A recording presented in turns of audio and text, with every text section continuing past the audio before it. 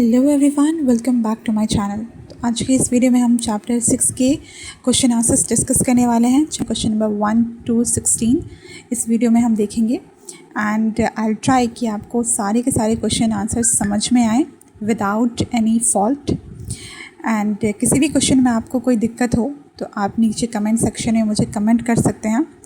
जिस तरीके से मैं आंसर आपको बताऊंगी, जो भी प्रोसेस रहेगा, प्रोसीजर रहेगा, अगर आप उसे सेम ही तरीके से अपने एग्ज़ाम्स में, स्कूल के एग्ज़ामिनेशन में फॉलो करते हैं तो आई मस्ट से कि आपका एक मार्क्स भी नहीं कटेगा। अच्छे तरीके से समझने की कोशिश करिएगा। Let's start. तो सबसे पहले हमारा क्वेश्चन नंबर 1 कह रहा है कि using a horizontal force F force का हम इस्तेमाल कर रहे हैं। अ table is moved across the floor at a constant velocity. एक टेबल है फ्लोर के ऊपर कांस्टेंट वेलोसिटी के साथ मूव कर रहा है एफ फोर्स के साथ, ठीक है। How much is the frictional force exerted by floor on the table. तो सिंपली इस क्वेश्चन में हमें बताना है फ्रिक्शनल फोर्स कितना एक्सर्ट होगा, इससे रिलेटेड हमारा ये क्वेश्चन है, ठीक है। तो इसका आंसर हम कैसे लिखेंगे वो आप देखिए। तो इसका हम आंसर लिखेंगे the table moves with constant velocity so the net force is zero. जो टेबल है वो कांस्टेंट वेलोसिटी के साथ मूव कर रहा है, इस वजह से जो नेट फोर्स होगा वो जीरो होगा। Therefore the frictional force would be equal to applied force in the opposite direction. इस कारण से जो फ्रिक्शनल फोर्स है वो अप्लाइड फोर्स के इक्वल होगा, और किस डायरेक्शन में, तो ऑपोजिट डायरेक्शन में। तो हम सिंपली ये लिख सकते हैं कि frictional force opposite to the direction of applied force. ये क्वेश्चन नंबर 1 का आंसर है हमारा। इस तरीके से हम लिखेंगे।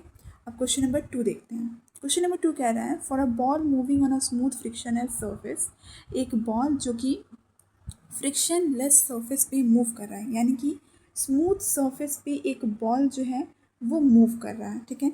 Choose the appropriate option that will make the following statement physically correct. नीचे आपको 3 ऑप्शंस दिए गए हैं। इन ऑप्शंस को पढ़ना है और हमें ये बताना है कि इन तीनों ऑप्शंस में से कौन सा बेस्ट स्टेटमेंट होगा, ठीक है। क्योंकि देखिए जो तीनों ऑप्शंस दिए गए हैं उन तीनों ऑप्शन में एक चीज़ कॉमन है कि तीनों लाइन में, तीनों ऑप्शंस में सेम इंक्रीज और डिक्रीज, ये जो 3 टर्म्स हैं, सेम, इंक्रीज और डिक्रीज, ये जो तीनों टर्म्स हैं ये तीनों ऑप्शंस में हमारे पास दिए गए हैं। तो हमें इस ऑप्शंस को पढ़ना है और करेक्टली इन वर्ड्स का यूज़ करके सेंटेंस फॉर्मेशन करके हमें बताना है। बेसिकली इस क्वेश्चन में हमें यही करना है। तो वो हम कैसे करेंगे वो आप देखिए, ठीक है। सबसे पहला हमारा कह रहा है कि if no net force is applied on the ball the velocity of the ball will remain the same, increase and decrease.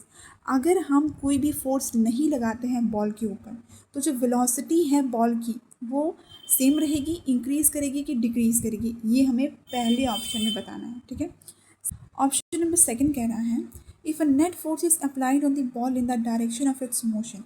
Ball है जिस डायरेक्शन में मोशन हो रहा है उसी डायरेक्शन में हम फोर्स लगाएंगे, एफ लगाएंगे, तो the magnitude of the velocity of the ball will remain the same, increase और डिक्रीज। तो हमें बताना है कि जो वेलोसिटी का मैग्नीट्यूड होगा उस बॉल के रेफरेंस में वो बढ़ जाएगा, सेम रहेगा कि डिक्रीज करेगा, ये बताना है सेकंड ऑप्शन में। थर्ड में कह रहा है if a net force is applied on the ball in the direction opposite to the direction of motion. जिस डायरेक्शन में मोशन हो रहा है उसकी ऑपोजिट डायरेक्शन में अगर हम फोर्स लगाएंगे तो वेलोसिटी पे क्या असर पड़ेगा, इंक्रीज करेगा, डिक्रीज करेगा कि सेम रहेगा, ये हमें तीनों में बताना है, ठीक है।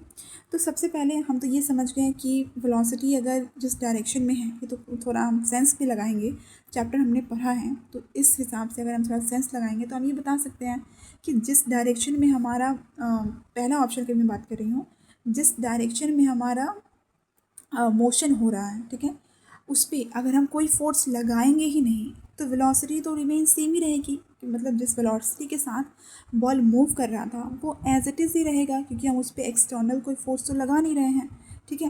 तो मुझे लगता है कि फर्स्ट वाले का आंसर जो है वो हम लिखेंगे कि if no net force is applied on the ball the velocity of the ball will remain the same, ठीक है। ये हो गया हमारा फर्स्ट का आंसर। सेकेंड का आंसर हम लिखेंगे, इफ़ सेकेंड का आंसर हमसे पूछ रहा था कि अगर हम जो नेट फोर्स हैं वो मोशन के डायरेक्शन में ही लगाएंगे तो क्या होगा। तो अगर हम मोशन के डायरेक्शन में ही लगाएंगे फोर्स तो वेलोसिटी जो है वो इंक्रीज़ कर जाएगी। अब देखिए सोच करके देखिए कि बॉल जो है एक डायरेक्शन में जा रही है और इसी डायरेक्शन में आप उसको और धक्का दिए जा रहे हैं, तो डेफिनेट बात है कि उसकी जो वेलोसिटी है, मतलब उसका जो स्पीड है वो और ज़्यादा बढ़ जाएगा। ठीक है, तो सेकंड का हमारा आंसर क्या हो जाएगा, if a net force is applied on the ball in the direction of its motion, the magnitude of the velocity of the ball will increase.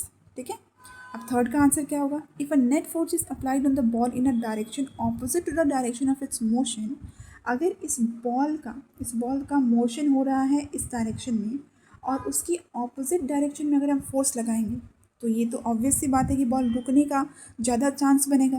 तो इस हिसाब से हम कह सकते हैं कि जो वेलोसिटी है वो डिक्रीज़ कर जाएगी। I hope it is clear.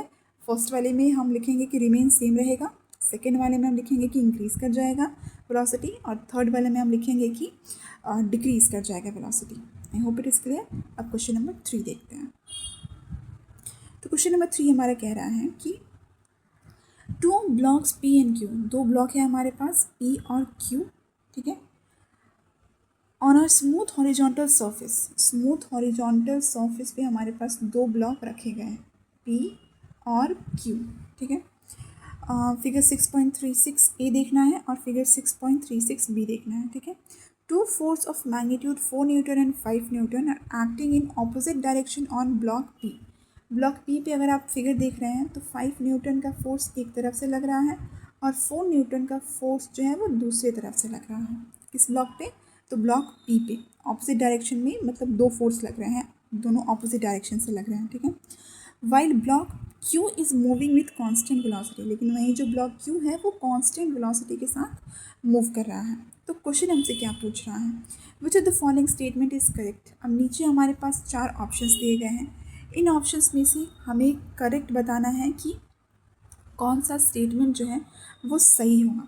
तो पहला हमारा कहता है ऑप्शन कि P experiences a net force and Q does not experience a net force। पहला ऑप्शन कह रहा है कि जो P है वो नेट फोर्स एक्सपीरियंस करेगा, वहीं जो Q है does not experience any force, कोई फोर्स एक्सपीरियंस नहीं करेगा। ये हमारा पहला ऑप्शन कह रहा था। सेकेंड ऑप्शन हमसे कह रहा है कि P does not experience a net force, P कोई फोर्स एक्सपीरियंस नहीं करेगा, Q एक्सपीरियंस करेगा। थर्ड में कह रहा है कि दोनों P और Q एक्सपीरियंस करेंगे नेट फोर्स, और फोर्थ में कह रहा है कि ना ही P करेगा और ना ही Q, दोनों में से कोई भी नेट फोर्स एक्सपीरियंस नहीं करेगा। तो इसका सही आंसर क्या होगा मैं आपको बताती हूँ।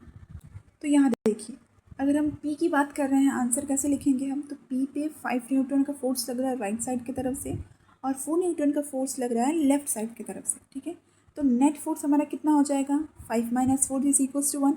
आप खुद सोच के देखिए ना, ये ब्लॉक है, इधर से आप 5 न्यूटन का फोर्स लगा रहे हैं और इधर से आप 4 न्यूटन का फोर्स लगा रहे हैं, तो ओवरऑल आप कितना फोर्स लगा रहे हैं, तो 1 ही न्यूटन का फोर्स लगा रहे हैं भाई, क्योंकि एक तरफ तो मान लीजिए 4 और 4 बैलेंस हो गया तो बच गया 1, है ना, 1 न्यूटन का फोर्स हमारा एक्स्ट्रा लग रहा है। तो इस वजह से हम कह सकते हैं कि जो हमारा नेट फोर्स लग रहा है वो 1 न्यूटन का लग रहा है। वहीं क्यू की अगर हम बात करें तो it moves with constant velocity, so it's net force would B 0, क्योंकि क्यू जो है उस पर कॉन्स्टेंट वेलोसिटी के साथ वो मूव कर रहा है, इस वजह से जो उसका नेट फोर्स होगा वो 0 होगा।